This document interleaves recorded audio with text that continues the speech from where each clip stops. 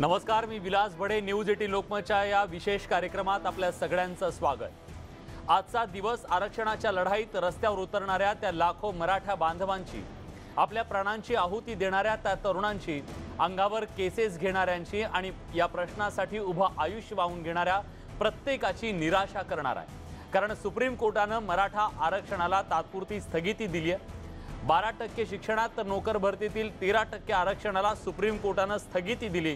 त्यामुळे अनेकांची निराशा झाली. SEBC अंतर्गत मिळालेलं आरक्षण स्थगित करण्यात आलं. मराठा आरक्षणाचा खटला घटनात्मक खंडपीठाकडे वर्ग करताना कोर्टानं आज SEBC नुसार भरती आणि प्रवेश करायला मनाई केली. ही स्थगिती कधीपर्यंत असेल याचं उत्तर हे निकाल लागेल तोपर्यंत आहे. पण निकाल कधीपर्यंत येईल हे मात्र कोणी सांगू शकत नाही. त्यामुळे आजच्या या निकालानं मराठा तरुणींच्या भविष्यावर, स्वप्नांवर कुऱ्हाड चालवली का? सरकारला हे आरक्षण का टिकवता आलं नाही? मराठा तरुणांचा जो भ्रमनिरास झाला त्याला जबाबदार कोण आहे? आज अशा अनेक प्रश्नांची चर्चा आजच्या या खास कार्यक्रमात आपण करणार आहोत.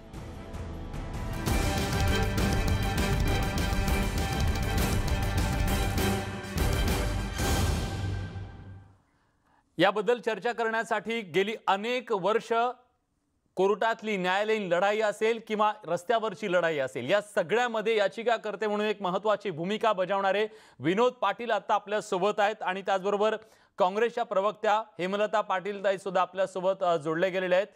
मी सुरुवातीला विनोद पाटील यांच्याकडे जातोय. विनोदजी, तुमची लढाई खूप मोठी राहिली आतापर्यंत मराठा आरक्षणाच्या या सगळ्या लढ्यामध्ये. पण आज जेव्हा सुप्रीम कोर्टाचा हा निर्णय आलेला आहे, त्यानंतर ही स्थगिती आल्यानंतर तुमची प्रतिक्रिया खूप महत्त्वाची ठरते. तुमची पहिली प्रतिक्रिया काय?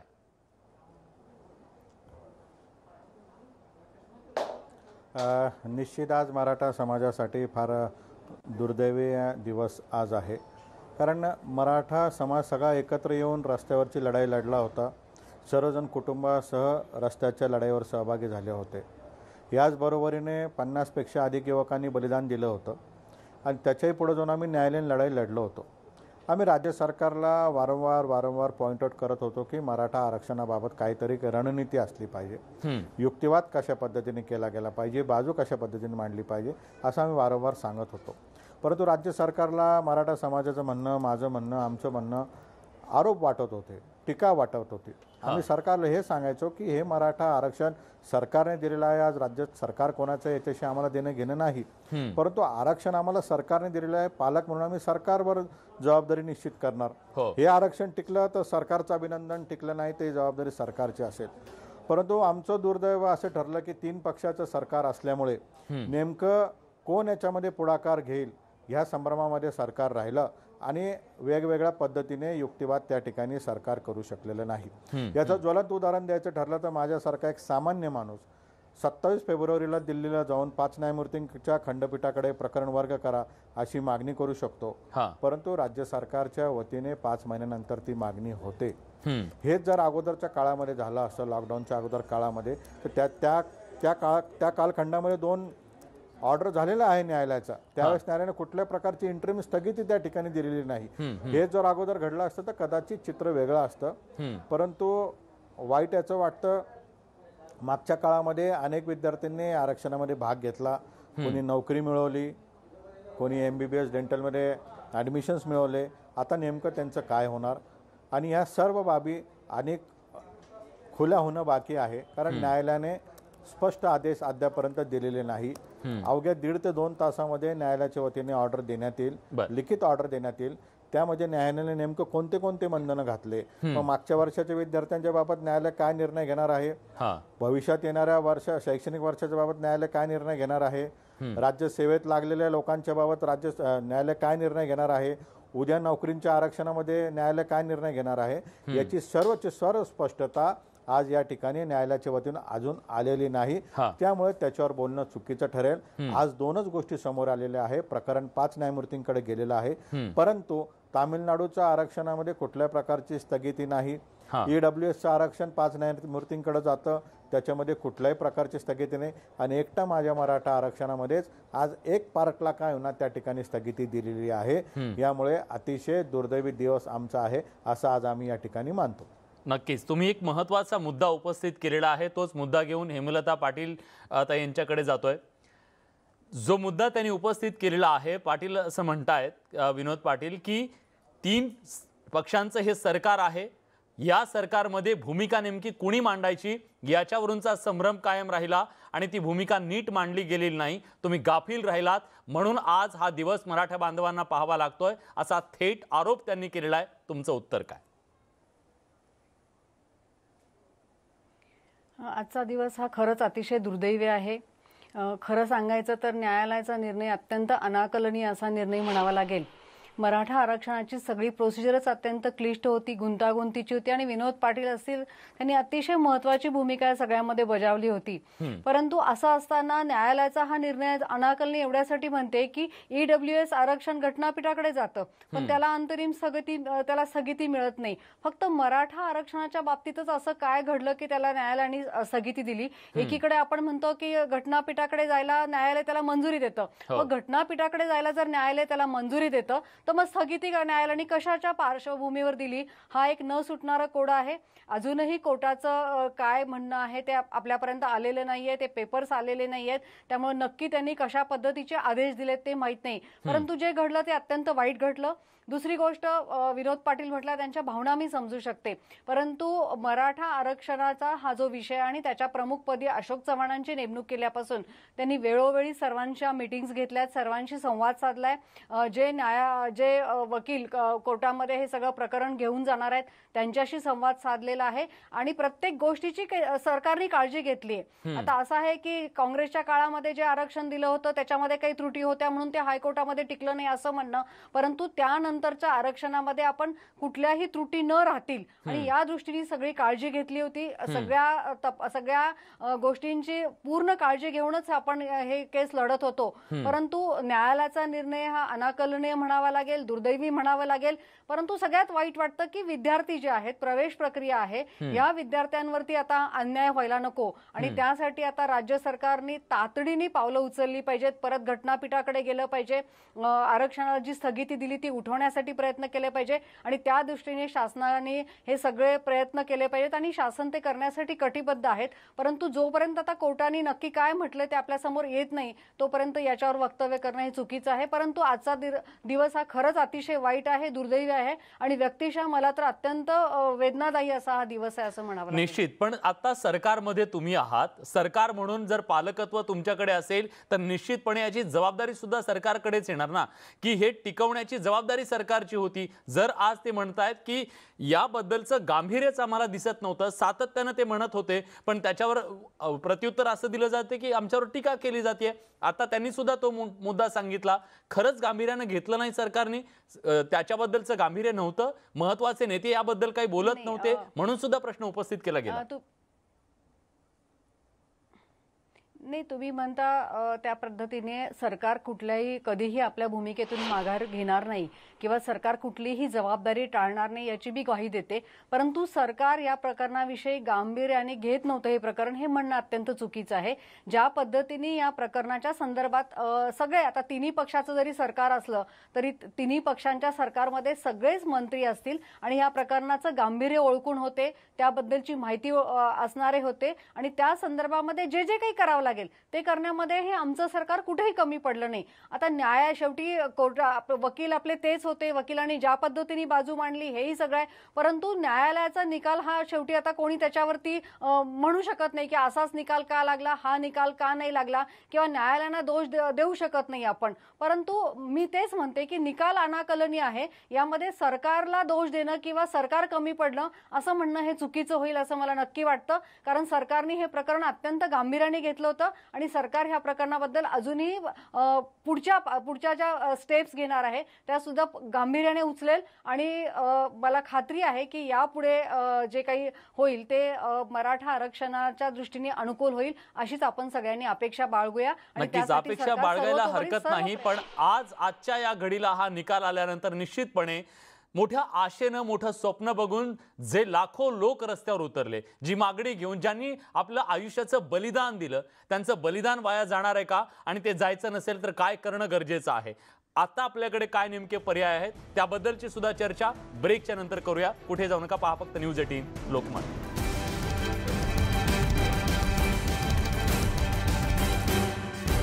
ब्रेक नंतर तुमचं पुन्हा एकदा स्वागत. आपण चर्चा करतोय मराठा आरक्षणाला सुप्रीम कोर्टानं जी स्थगिती दिली त्यानंतर जी परिस्थिती निर्माण झालेली आहे त्याबद्दल अधिक बोलण्यासाठी आता आपल्यासोबत त्यावर अधिक प्रकाश टाकण्यासाठी घटनातज्ञ उल्हास बापट सर सुद्धा जोडले गेलेले आहेत. मी थेट बापट सरांकडे जाणार आहे.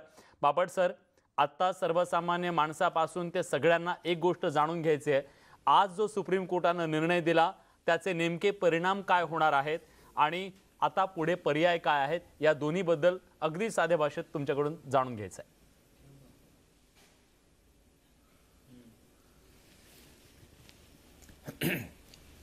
आता ही बातमी मला तुमच्याकडनंच कळलेली आहे, तेव्हा मी मूळ सुप्रीम कोर्टाचा काय आदेश आहे ते ऐकलेलं नाही आहे. बरं.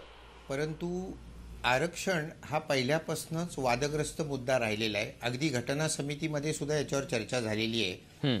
आणि घटना समितीमध्ये 30 नोव्हेंबर 1948ला आंबेडकरांनी जे भाषण केलं या आरक्षणावर, त्यावेळीच ते असं म्हणाले होते की 14व्या कलमामध्ये समानतेचा अधिकार दिलेला आहे, तो मूलभूत अधिकार आहे. आणि 15व्या आणि 16व्या कलमामध्ये आरक्षणाची जी सोय आहे तो अपवाद आहे. आणि आंबेडकर असं म्हणाले की अपवाद हा नियमापेक्षा मोठा असू शकत नाही. आणि त्यामुळे आरक्षण हे 50% जास्त देता येणार नाही असं स्वच्छ शब्दात आंबेडकरांनी सांगितल्यावर घटना समितीचे म्हणाले पण एखाद्या राज्यामध्ये 75% मागास लोक असतील तर काय करायचं.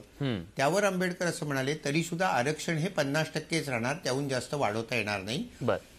आता हा जो मुद्दा मांडला गेला हाच इंद्रसानी केसमध्ये 9 जजेसनी मान्य केला आणि असा निर्णय दिला की आरक्षण देता येईल. कारण आपण वर्षानुवर्ष ज्या जमातींवर जातींवर अन्याय केलाय त्यांना समाजाच्या लेवलला आणायचं असेल तर त्यांना आरक्षण द्यायलाच पाहिजे, त्याशिवाय ते वर येणार नाहीत. आणि म्हणून आरक्षण द्यायलाच पाहिजे, त्यावर वाद नाहीये. ते किती टक्के द्यायचं, 25% का 30% का 50 का 80 याच्यावर वाद आहे. आणि सुप्रीम कोर्टाने पुन्हा स्वच्छ शब्दात सांगितलं 9 जजेसनी की 50%हून जास्त आरक्षण देता येणार नाही. आता महाराष्ट्राच्या बाबतीत काय झालं होतं की आधीच माझ्या कल्पनेने 52% आरक्षण आहे. त्यात त्यांनी ओरिजिनल मागितलं होतं ते मराठा कम्युनिटी करता 16% होतं, मुस्लिम 5%, धनगर 5%, आर्थिक मागास 10%. आता हे सगळं तुम्ही बेरीज करत गेलात तर ती 85-90% पोहोचेल.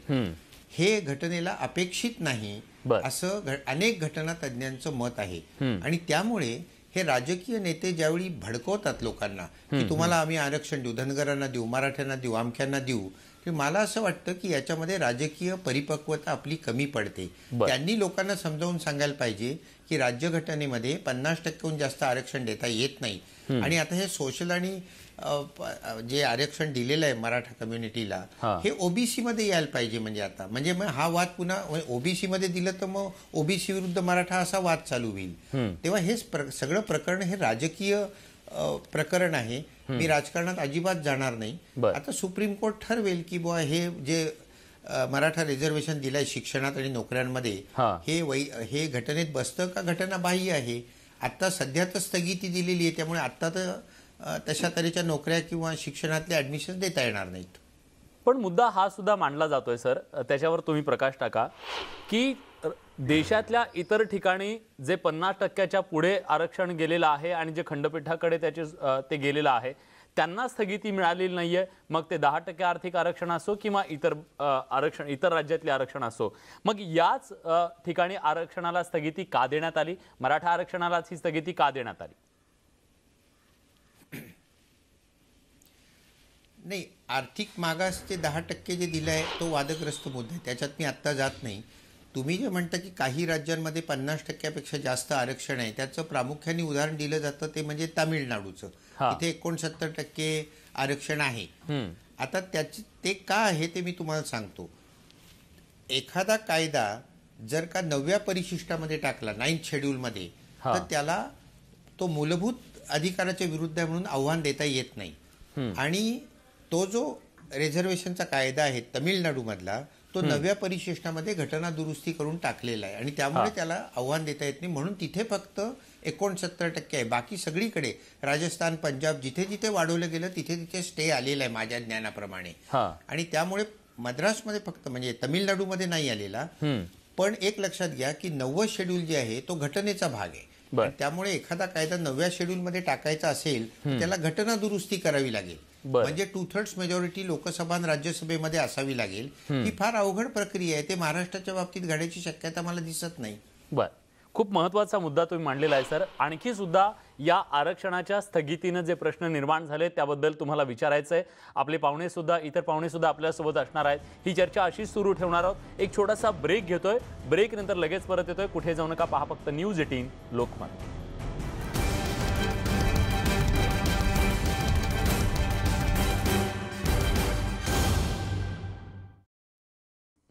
ब्रेक नंतर तुमचं पुन्हा एकदा स्वागत. न्यूज 18 लोकमतवर आपण चर्चा करतोय. मराठा आरक्षण, ज्या आरक्षणासाठी आतापर्यंत लाखो बांधव रस्त्यावरती उतरले, अनेकांनी आपल्या प्राणाची आहुती सुद्धा दिली, अनेकांनी आयुष्य खपवलं या आरक्षणासाठी.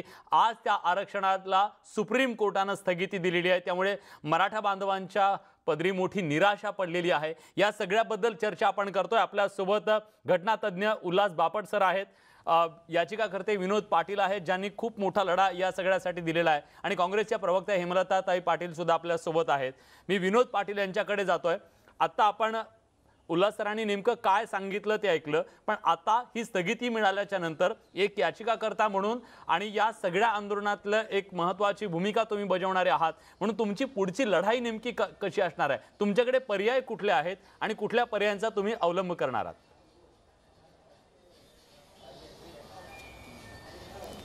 आता आज मराठा समाजाची परिस्थिती थोडीशी शैरबैर झालेली आहे. नेमकं आमच्यासोबत काय घडलं, आम्ही काय पाप केलं हे अजून आम्हाला कळालेलं नाही.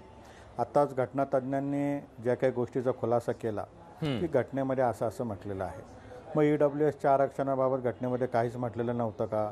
मग तामिळनाडूच्या आरक्षणामध्ये काहीच घटनेने म्हटलं नव्हतं का? नेमकं मराठा आरक्षणाबाबत हे का घडलं आणि ही डिटेल ऑर्डर आल्यानंतर याची पुढं अपील कुठली आहे, हा स्टे कोणत्या प्रकारचा आहे, हा स्टे कशा पद्धतीने वॅकेट करायचा, नेमकं आजपर्यंत जी काही प्रोसेस झाली, काही पोरांनी परीक्षा देऊन आपले पदं मिळवले, काहींनी ॲडमिशन्स केले, तर मग अशा विद्यार्थ्यांना संरक्षण आहे की 2014च्या विद्यार्थ्यांचा नोकर भरतीचा प्रश्न आहे त्यांना संरक्षण आहे का, उद्यापासून स्थगिती आहे का, झालेल्या प्रोसेसवर स्थगिती आहे, हे वेगवेगळे पैलू आज आमच्या डोळ्यासमोर येऊन थांबलेले आहे.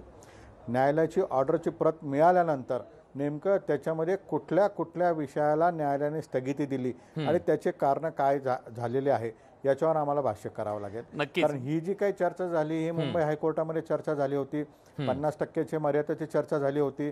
महाराष्ट्रामध्ये आज 52% आरक्षण आहे, देशामध्ये 29 राज्यामध्ये 50%पेक्षा जास्त आरक्षण आहे. तर नेमकं मराठा आरक्षणाच्या बाबतीत हे का घडलं, याच्यामध्ये डिटेल ऑर्डरमध्ये नेमकं काय पॉईंट्स त्या ठिकाणी न्यायालयाने फाइंड आउट केले, त्याचे उत्तर काय आहे, ही सर्व तयारी करून आम्ही तात्काळ जाणार आहोत.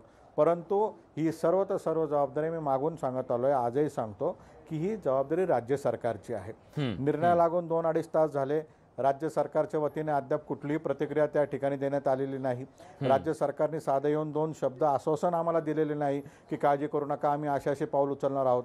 म्हणजे आरक्षण टिकलं असतं तर हे पुढे आले असते. आज आरक्षणामध्ये अडचण आली तर हे गायब झाले, असं चालणार नाही. किती जरी गायब झाले तर याचं उत्तर हे राज्य सरकारलाच द्यावं लागेल. राज्य सरकारला उत्तर देत असताना जबाबदारी स्वीकारावी लागेल आणि आम्हाला समजून सांगावं लागेल की याच्यामध्ये पळवाटा काय आहे किंवा आरक्षण टिकवण्यासाठी काय युक्तिवाद, काय रणनीती ठरवावी लागेल. ही जबाबदारी राज्य सरकारची आहे. नक्कीच राज्य सरकारची आहे. पण खरं तर आत्तापर्यंत या सगळ्या लढाईमध्ये तुमची जिद्द आम्ही सगळ्यांनी बघितलेली आहे. आज थोडीशी निराशा निश्चितपणे तुमच्या चेहऱ्यावर दिसते, पण लढण्याची जिद्द सुद्धा आम्हाला दिसते. पण मला घटनातज्ञांकडून एक महत्त्वाचा मुद्दा जाणून घ्यायचा आहे. विनोद पाटलांनी त्याच्याबद्दल सांगितलं. सर, ही स्थगिती साधारण कधीपर्यंत असू शकते आणि खंडपीठाला निर्णय घ्यायला काही कालमर्यादा आहे का? 2 महत्त्वाचे प्रश्न आहेत.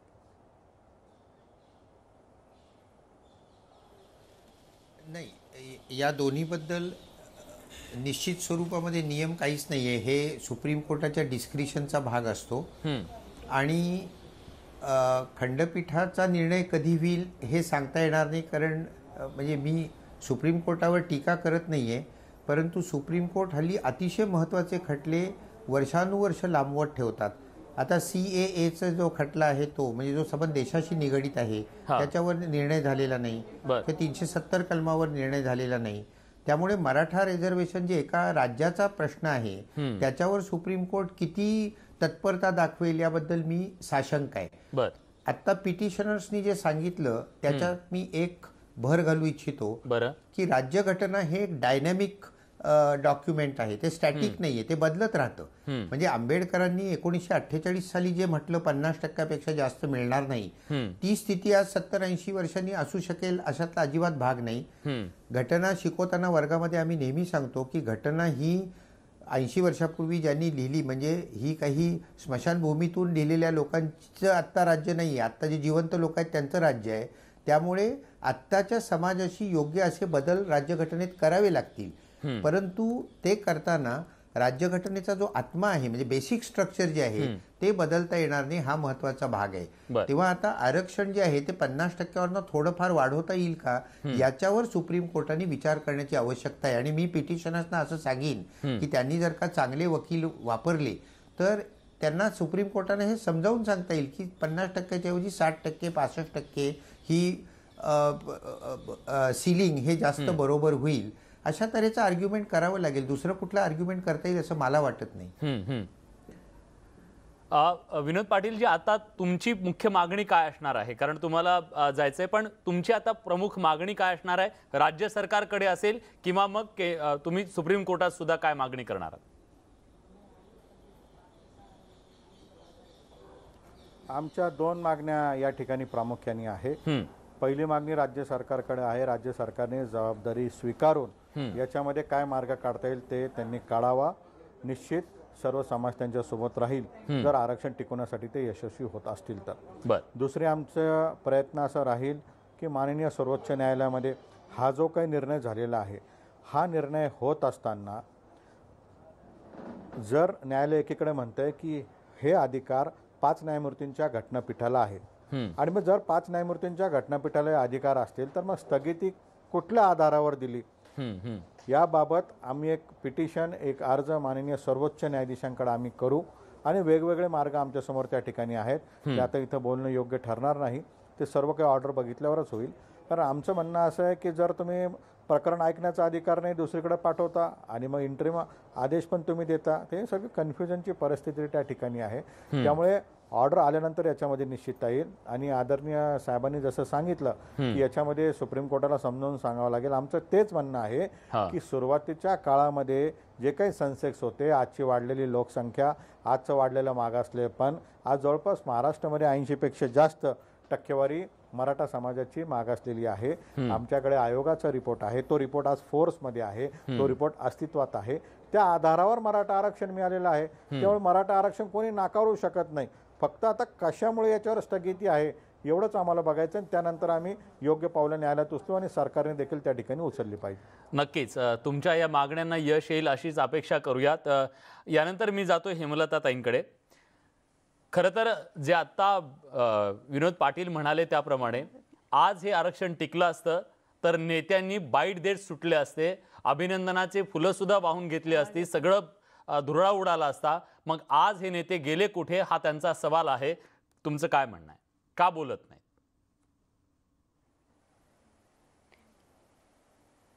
मला विचारला का प्रश्न हो आपण? हो विलासजी मला हो विचारलं ताई, तुम्हालाच का? सॉरी, विचारलं. मला मगाशी जे काही ते विनोदजी बोलले ते मला ऐकू नाही आलं. काही विनोदजी असं technical म्हणाले, problems विनोदजी होते. असं म्हणाले त्यामुळे break ते पूर्वी. काय म्हटलं ते मला ऐकू आलं नाही. हा, विनोदजी ब्रेकपूर्वी असं म्हणाले की आज जर हा निकाल सरकारच्या बाजूने आला असता, आरक्षणाच्या बाजूने आला असता तर सरकारचे सगळे मंत्री समोर येऊन बोलले असते. पण आज मात्र सगळे गायब झालेत, कोणी काही बोलायला तयार नाहीये. हे असं का? विलासजी, निकालाची प्रत अजून हाती आलेली नाहीये. ती जेव्हा ती प्रत हाती येईल त्याच्यावरती मंत्रिमंडळातले सगळे सहकारी, त्याचे अध्यक्ष, सगळे लोक यावरती चर्चा करतील आणि सरकार कुठल्याही पद्धतीने आपली जबाबदारी झटकणार नाही. ती जबाबदारी सरकार समर्थपणे पेलेल. निकालाची प्रत पहिल्यांदा हाती येऊ देत. काय नक्की न्यायालयाने म्हटलेलं आहे त्या संदर्भामध्ये चर्चा होऊ देत आणि त्यानंतर राज्य सरकार हे योग्य पावलं उचलेल आणि कुठेही राज्य सरकार याच्यामध्ये कमी पडणार नाही याची ग्वाही मी देते. बाकी आता मग त्याचं क्रेडिट घेणं वगैरे या गोष्टींना काही अर्थ नाही, कारण निकालाची प्रत अजून जोपर्यंत हातात येत नाही तोपर्यंत कुठलंही स्टेटमेंट करणं हे चुकीचं आहे, कुठलीही चर्चा करणं ही चुकीची आहे. त्यामुळे आम्ही फक्त निकालाच्या प्रतीची वाट बघतोय. ती जेव्हा हातात येईल तेव्हा राज्य सरकारच्या वतीने योग्य ते निवेदन केलं जाईल. नक्कीच. दरम्यान भाजपचे नेते खासदार नारायण राणे यांची पत्रकार परिषद सुरू झाली. आपण थेट जातोय. आरक्षण देण्याच्या मानसिक स्थितीमध्ये नव्हतं. त्यांची इच्छा मराठ्यांना आरक्षण द्यायचं नसल्यामुळेच त्यांनी सुप्रीम कोर्टाच्या केससाठी नावाजलेला वकील एकही केला नाही, नामांकित वकील एकही केले नाहीत. 2 साधे वकील नात्यागोत्यातले त्यांना उभं केलं. मराठा आरक्षणाची बाजू मांडण्यामध्ये, आरक्षण मिळवून देण्यामध्ये हे दोन्ही वकील कमी पडले. याला पूर्ण जबाबदार राज्य सरकार आहे असं माझं मत आहे.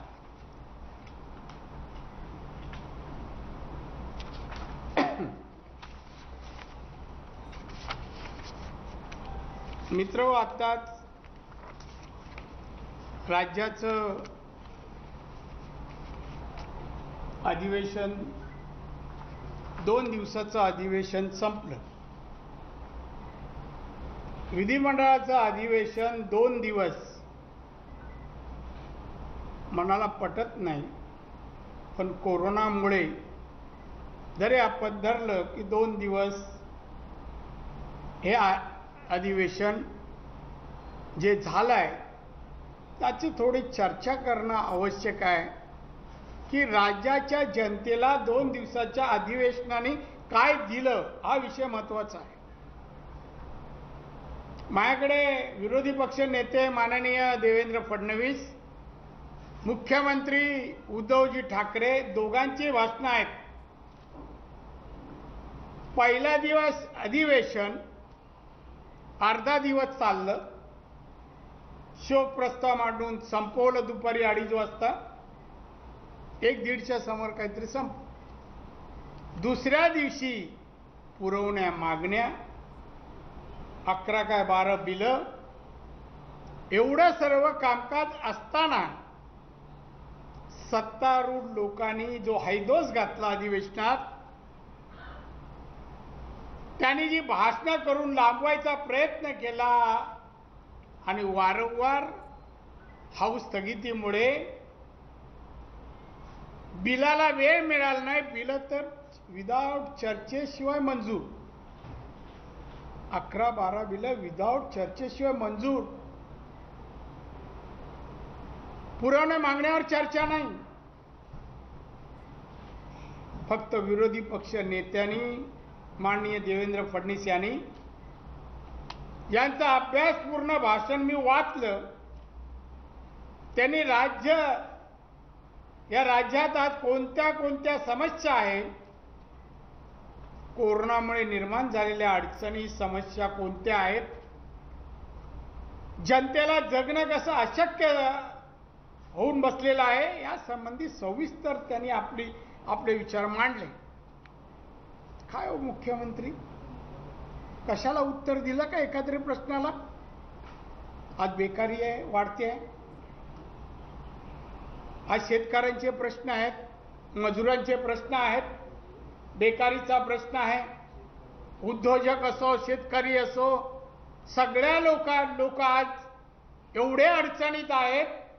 अनेक लोकांना मी ज्या कॅटेगरी सांगितल्या त्यांना त्यांच्या घरात आज अन्न नाहीये, भयावह परिस्थिती आहे. यावर का नाही बोलले? या परिस्थितीवर आपण सरकार म्हणून काय करणार आहोत? दिलासा कोणत्या प्रकारे देणार आहोत याबद्दल काही नाही.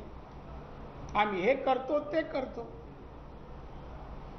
सांगितलं मी पूर परिस्थिती विदर्भात आम्ही मदत केली 16 कोटी, एवढा मोठा विदर्भ 16 कोटी, 1600 दिले तरी कमी होते. जाहीर केले, मिळालेत की नाही माहित नाही. कारण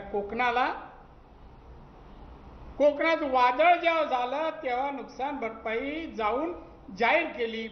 आज मितीपर्यंत कोकणात 1 रुपया पोचला नाही. 1 रुपया. मी हे पत्रकार परिषद घेण्यापूर्वी कलेक्टर ऑफिसला फोन करून विचारलं, काय म्हणा एकही रुपया आलेला नाही. असे हे मुख्यमंत्री. हे भाषण मी एका वाक्यात सांगतो, याच्यावर जास्त बोलत नाही. या राज्यातल्या कोणत्याही गावचा यापेक्षा सरपंच चांगला बोलला असता. सरपंच चांगला बोलला असता.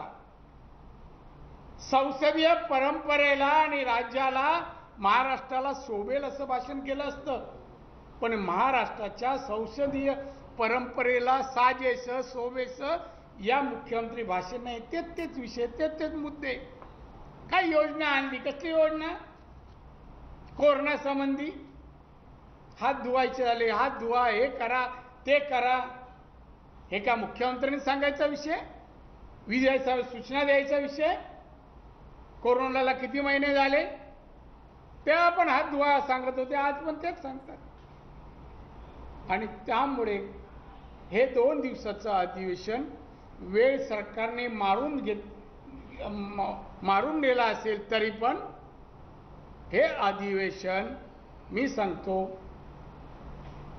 या सरकारने घेतलं नसतं तर बरं झालं असतं. अशाच प्रकारे अधिवेशन पुढच्या वेळेला घ्यायची वेळ आलीच, नियतीने दिलीच तर ते मातोश्रीच्या गच्चीवर घ्या.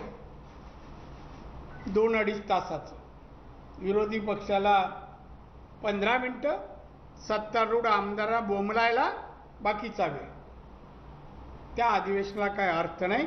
अर्थहीन अधिवेशन याला मी म्हणेन. अर्थहीन अधिवेशन.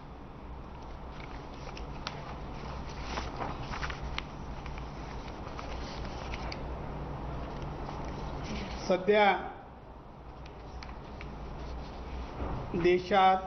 देशात सर्वत्र कोरोनाच्या लागणमुळे लोक त्रस्त आहेत, भयभीत आहेत. आज महाराष्ट्रात आपण बघाल तर 9,27,000 लागण झाली आहेत रुग्ण. महाराष्ट्रात मृत्यूची संख्या 26,984 म्हणजे 27,000 पोचलेली आहे. मुंबईमध्ये 7,942 मृत्युमुखी लोक पडलेले आहेत.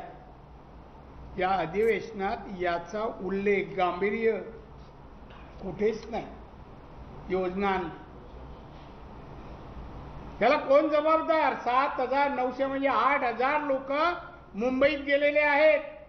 या मुंबईमध्ये फार अभिमान. मुंबई आमची, मराठी माणसाची मुंबई हे व्यक्त करताय. पण या मुंबईसाठी, मुंबईच्या प्रश्नासाठी, इथल्या जनतेचं जीवन सुधारावं, चांगलं व्हावं, यासाठी या मुख्यमंत्र्यांनी काय केलं, काय दिलं? काही नाही. पेटवायचं काम करतात. राज्यात शांतता निर्माण करण्याचं काम मुख्यमंत्रीच करतो. मुख्यमंत्री. आणि म्हणून मला वाटतं की कोरोनाच्या लागणवर, या भयावह प्रश्नावर राज्य सरकारने काही पावलं उचलणे आवश्यक होतं. राज्य सरकारने काही उचललं नाही. दिवसेंदिवस रुग्ण वाढतायत. गावोगाव, घरातल्या घरात सगळ्या लोकांना घरातल्या कोरोना होतोय. भयावह परिस्थिती. याच्यातून आत्ता तर मला वाटतं ईश्वरच वाचू शकेल, हे सरकार वाचू शकत नाही असं मला वाटतं. आणि म्हणून यामध्ये आत्तापर्यंत या सरकारने यावर कोणताही निर्णय घेतलेला नाही. राज्यामध्ये सर्वच परिस्थिती, उद्योग धंदे, लघुउद्योग सगळे कोलमडलेत. बेकारी वाढते आहे. रिअल इस्टेट कोलमडली आहे. याच्यावर काही बोलणं नाही, चर्चा नाही, मंत्रिमंडळात नाही, अधिवेशनात नाही. हा विषय घ्यायला पाहिजे होता की राज्यात उद्योगधंदे सुरू करून बेकारी कमी करायचा प्रयत्न करूया. यावर या सरकार काही बोलू शकलं नाही.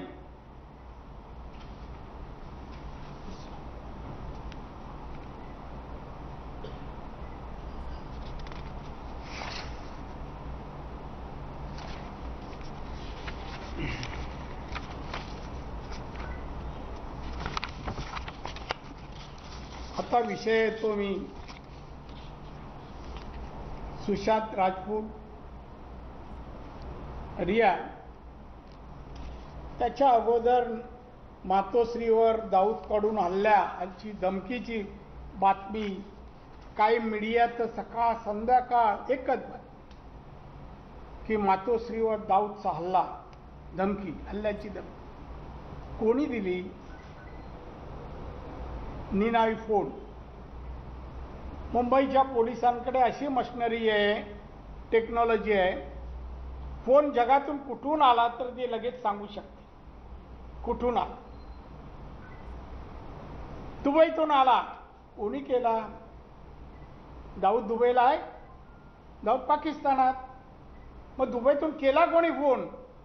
एवढे दिवस नाही आला, सुशांतची केस झाल्यानंतरच कसा आला फोन धमकीचा? कोणाला मारायला? उद्धव ठाकरे. काय त्या माणसात जानत नाही हो. मला नाही वाटत दाऊद धमकी देईल. धमकीने तारदा होईल तो माणूस, त्याला बाकीचं सोडात. उडवण्याचं काही नाही. ते साहेब होते, गोष्ट वेगळी होती. साहेब होते, यांना कोणी मारणार नाही. त्याच दिवशी मी तुम्हाला सांगतो, मलाही फोन आला. मी जू गार्डनकडून लेफ्ट मारला, माझ्या फोनवर एक फोन आला. हॅलो, कोण बोलतंय? नाव सांगा. मी बोललो कोण बोलतंय? एकच वाक्य तो माणूस बोलला, आपल्या माणसाला मदत करायची सोडून विरोध का करता? कोण बोलतंय? नाव सांगा. मी फोन माझ्या पीएकडे दिला. मी बोललो डिस्कनेक्ट कर. फोन कट केला त्यांनी. बघितलं कुठून, तर न्यूझीलंडमधून फोन. कोणाला मदत करा? मातोश्रीला सांगतोय तो माणूस. आणि त्यांना फोन सेम दिवशी कोणाला जातोय? मातोश्री उडवायचे. हे सगळं ढोंग आहे, दांदात खोटा आहे. दाऊदला काम नाही. मला नाही वाटत दाऊद याला आता काय यांचं मातोश्रीचं, शिवसेनेचं काय आहे? मराठी माणसासाठी ही शिवसेना निघाली. आता हे राऊत बिऊत सांगतायत, आहे माझ्याकडे, पण आज विषय जास्त आहेत. नाही, राऊतचा समाज त्यांच्या त्या लोकप्रभामध्ये कामाला असताना एडिटर म्हणून शिवसेनेवर लिहिलेले माझ्याकडे अंक आहेत, बरेच आणले. 88 पासून आणले होते, पण आज विषय वाढले कंगनामुळे. कशाला मारे? आता राहिलं काय? साहेब बोलायचे टेररिस्ट विरुद्ध, पाकिस्तान विरोधात, अतिरेक्यान. आता हे कोण बोलतंय? नाव तरी घेत आहेत का हे? या दोघांच्याही तोंडून उद्धव ठाकरे, आदित्यचे दाऊद नाव आलं का? दाऊद तरी घेऊन दाखवा. पुढचं माणसं काय बोलणार, घेणार नाव? उगाच कोणाचे आपण नावाने की सांगायचं का आम्हाला ही धमकी येते, ती धमकी येते? का मला असं वाटतंय, हे जे सर्व जे मातोश्रीचं चाललंय आणि कंगनाचा विषय, एक कलावंत आहे, मला तिची बाजू घ्यायची नाही. मी तिला पाहिली नाही, मी ओळखत नाही. ती जी वाक्य बोलली त्या वाक्याशी मी सहमत नाही. एक वाक्य बोल. दुसऱ्या बाजूने आपण बोलूया, मुंबई कायदा आणि सुव्यवस्था अस्तित्वात आहे का, असा प्रश्न मी उद्धव ठाकरेला विचार. सुशांतची आत्महत्या संशयास्पद आहे, ती हत्या आहे. सगळे लोकांना वाटतं हत्या आहे. दिशा सालियन हिची आत्महत्या नाहीये, आत्महत्या नाही. त्या ठिकाणी तिच्यावर बलात्कार करून तिचा खून करण्यात आलेला आहे, ढकलून दिलेला आहे. अशा अनेक केसेस आहेत. ही मुंबई सेफ आहे का? मग एखादं जर उदाहरण दिलं, बा हे अशी नाही आहे. किती लोकांना पुळका, काही कलावंतांना पुळका. काय हे बरं नाही? मराठी माणूस, छत्रपती शिवाजी महाराजांची ही मुंबई, महाराष्ट्र, हो, काय योगदान आहे तुमचं मुंबई महाराष्ट्रासाठी? काय केलं आहे? काय दिलंय मुंबईच्या गरीब माणसासाठी? शिवसेनेने, शिवसेना जन्माला आली 66 साली, त्या वेळेला मुंबईत 60% लोक होते मराठी. आज शिवसेनेला 50 वर्षापेक्षा जास्त झाली, 30% मराठी माणूस आहे. त्याही पुढे जाऊन सांगतो, या मुंबईत जे मतदारसंघ विधानसभेचे एकही मतदारसंघ मराठी माणसाच्या मताने निवडून येईल असा एकही मतदारसंघ नाही. हे कोणाचं पाप? शिवसेनेचं पाप. मराठी माणूस गेला कसा मुंबईच्या बाहेर, त्याच्या न्याय हक्कासाठी, रोजीरोटीसाठी, नोकऱ्याचा प्रश्न शिवसेनेने एवढ्या वर्षात सोडवला असता, का मराठी माणूस सोडून गेला नसता. बेकारीचा प्रश्न सोडवला का शिवसेनेने? मराठी तरुणांच्या पोटाचा प्रश्न सोडवला का? नाही. यांच्यासाठी मोर्चा करा, यांच्यासाठी आंदोलन करा, यांच्यासाठी मारामारी करा, केसेस करा. आणि म्हणून शिवसेनेची अधोगती. आज किती लोक? 67 लोक, ते पण कामगार. एअरपोर्टमध्ये काम करणारे कामगार बाहेर आले, जे भारतीय कामगार सेनेचे आहेत. 67. कारण आमची पण युनियन आहे, आम्ही मोजायला सांगितले. काळे झेंडे घेऊन बोंबलतायत. कंगना ती बोलली खरं खोटं चुकीचं ते एका बाजूला. सत्तेवर आहात तुम्ही. ती जर खरोखर जर मुंबई किंवा महाराष्ट्राचा अपमान केला, अजून काय बोलली, कारवाई करा ना. कायद्यात तरतूद असेल तर. मुख्यमंत्री आहे ना, कशाला बसलाय पिंजऱ्यामध्ये मातोश्रीच्या? काय कायदा माहीत असेल तर. पण ते काही न करता कंगनाचा विषय चॅलेंज कोण देत आहे? संजय राऊत. येऊन दाखवा. ती आली, तिच्या घरी बसली, तिने प्रतिक्रिया दिली, शिवसेनेचं नाक कापलं. संजय राऊतचं नाक काय होतो? काय माणूस आहे? सरशी तिकडे पारशी. हाच माणूस लोकप्रभेमध्ये कामाला होता संपादक म्हणून. किती लेख लिहिले त्यांनी शिवसेनेविरुद्ध, बाळासाहेबांविरुद्ध. काय काय बोललाय तो शिवसेना नेत्यांना. नाही, एक दिवशी मी देणार आहे, काढणार आहे केक. एक दिवशी तर मला आठवतं, ब्रिटिश नंदी खासदारकीला उभा राहील. साहेबांनी त्याला तिकीट दिली, साहेबांनी तिकीट जाहीर केली. आणि माझा एक मित्र स्थानीय लोकाधिकार समितीचा अरुण बेतकेकर, नाव पण सांगतो मला, कार्यालयात होता. सामन्याच्या संपादकाच्या कॅबिनमध्ये संजय राऊत बरोबर. काय बोला संजय राऊत? संजय राऊत तिकीट मागत होता ब्रिटिश नंदीच्या ऐवजी. साहेबांनी इंग्रजी वृत्तपत्रात तो काम करत होता ब्रिटिश नंदी, म्हणून त्याला खासदारकीचे तिकीट दिलं. हा माणूस बोललेलं वाक्य सांगतो, उद्धव ठाकरेला आठवत असेल. दिलं ना त्याला. त्यांना अन्य भाषिक आवडतात म्हणे. त्याचं वाक्य बघा म्हणे, साहेबांचे आणि उद्धवचे कपडे नाही मी उतरवले, नाव सांगणार नाही. हे वाक्य अरुण बेतकरच्या समोर संजय राऊतनी बोललेलं आहे. आणि उद्धवला माहित आहे. असा संजय राऊत ज्याचा खात होता त्याच्या विरुद्ध हे शब्द, कपडे उतरायची, हे तिची लायकी आहे. आता थांबला नाही ना, त्या अंकात सगळं दाखवायचं नेत्याविरुद्ध काय बोलत होता. त्या बाईला येऊ देणार नाही. आली. आता काय केलंस तू? तुझे 67 कार्यकर्ते, ते पण कामगार. सैनिक कुठे? थोड्या दिवसांनी 67 मध्ये 7 राहतील. त्यात संजय राऊत नसेल. हा फक्त कपडे सांभाळायला असतो सामनाच्या ऑफिसमध्ये, बाहेर पडत नाही. केवढा राग ती बाई बोलल्यावर, केवढा राग. मला आश्चर्य वाटतं की त्याचे कुठे